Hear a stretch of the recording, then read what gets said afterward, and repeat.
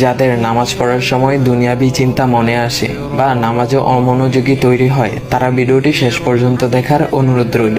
হযরত আলী রাদিয়াল্লাহু তাআলা আনহুর কাছে একজন ব্যক্তি এসেছে। তখন লোকটা বলল, হুজুর, আমার নামাজে মন বসে না। নামাজে দাঁড়ালে আমার দুনিয়াবি নানা চিন্তা আসে। হুজুর, আমার এই নামাজ কি আল্লাহ তাআলা কবুল করবেন? তখন হযরত আলী রাদিয়াল্লাহু তাআলা আনহা বলেছেন, না, তোমার নামাজ কবুল হবে না। তখন লোকটা মনে অনেক কষ্ট নিয়ে চলে যাচ্ছেন। এমন সময় রাসূল সাল্লাল্লাহু আলাইহি ওয়াসাল্লাম এসে হযরত আলী রাদিয়াল্লাহু তাআলা আনহুকে জিজ্ঞাসা করলেন, ইয়া আলী, আপনার কাছে লোকটা কেন এসেছিল? এসে দেখি মন খারাপ করে চলে গেল। কেন, কি হয়েছে আমাকে বলুন। তখন আলী রাদিয়াল্লাহু তাআলা আনহু বলেন, তিনি আমার কাছে জানতে এসেছেন যে নামাজে দুনিয়াবি চিন্তা আসলে নামাজ হবে কিনা। আমি বলেছি, না, তোমার নামাজ কবুল হবে না। রাসূল সাল্লাল্লাহু আলাইহি ওয়াসাল্লাম তখন বলেন, ইয়া আলী, আপনাকে আমি একটা চাদর উপহার দিতে চাই, তবে একটা শর্ত আছে। আলী রাদিয়াল্লাহু তাআলা আনহু খুশি হয়ে বলেন, ইয়া রাসূলুল্লাহ, কি শর্ত তা বলুন, আমি আপনার সকল শর্ত মেনে নিব। বুঝতেই তো পারছেন রাসূল সাল্লাল্লাহু আলাইহি ওয়াসাল্লামের চাদর বলে কথা। তখন রাসূল সাল্লাল্লাহু আলাইহি ওয়াসাল্লাম বললেন, ইয়া আলী, আপনি যদি এই মুহূর্তে 2 রাকাত নামাজ একনিষ্ঠভাবে পড়তে পারেন দুনিয়াবি সকল চিন্তা দূর করে, তাহলে আমি আপনাকে সেই চাদরটি উপহার দেব। আলী রাদিয়াল্লাহু তাআলা আনহু বলেন, এটা তো সাধারণ ব্যাপার। আলী রাদিয়াল্লাহু তাআলা আনহু তখন নামাজে দাঁড়িয়ে গেলেন আর তিনি নামাজ পড়তে শুরু করলেন।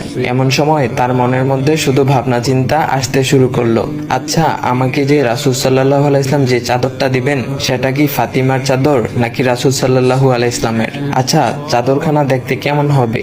এই বিভিন্ন বিষয় নিয়ে ভাবতে লাগলেন। তিনি ভুলেই গেছেন যে দুনিয়াবি চিন্তা নামাজে আনতে রাসূল সাল্লাল্লাহু আলাইহি ওয়াসাল্লাম নিষেধ করেছেন। এর মধ্যে আলী রাদিয়াল্লাহু তাআলা আনহুর নামাজ পড়া শেষ। আলী রাদিয়াল্লাহু তাআলা নামাজ শেষ করে রাসূল সাল্লাল্লাহু আলাইহি ওয়াসাল্লামকে বলতেছেন, ইয়া রাসূলুল্লাহ, আমি আপনার শর্ত মেনেছি, এখন আমাকে চাদরখানা উপহার দেন। রাসূল সাল্লাল্লাহু আলাইহি ওয়াসাল্লাম বলেন, ইয়া আলী, আপনি কি একনিষ্ঠভাবে দুনিয়াবি চিন্তা মুক্ত ছাড়া 2 রাকাত নামাজ পড়েছেন? তখন আলী রাদিয়াল্লাহু তাআলা আনহা মুচকি হেসে বললেন, না ইয়া রাসূলুল্লাহ, আমি আপনার চাদর নিয়ে অনেক কিছুই ভেবেছি। তখন রাসূল সাল্লাল্লাহু আলাইহি ওয়াসাল্লাম বলেন, ইয়া আলী, নামাজ তোমারও হয়েছে, আর তুমি যাকে নামাজ হবে না বলে ফতোয়া দিয়েছ, তার নামাজও আল্লাহ তাআলা কবুল করে নিয়েছেন। শোনো আলী, দুনিয়াবি চিন্তা দ্বারা নামাজ বাতিল হয় না, নামাজ মহান আল্লাহ তাআলা কবুল করে নেন। সকল ফরজ নিয়ম কানুন মেনে নামাজ পড়লে নামাজ হবে ইনশাল্লাহ। তবে আমাদের সকলের উচিত নামাজ আদায় করার সময় একমাত্র আল্লাহকে স্মরণ করে নামাজ আদায় করা। নামাজে দাঁড়ালে দুনিয়াবি চিন্তা মাথায় আসে, এটা শয়তানের একটা ফাঁদ।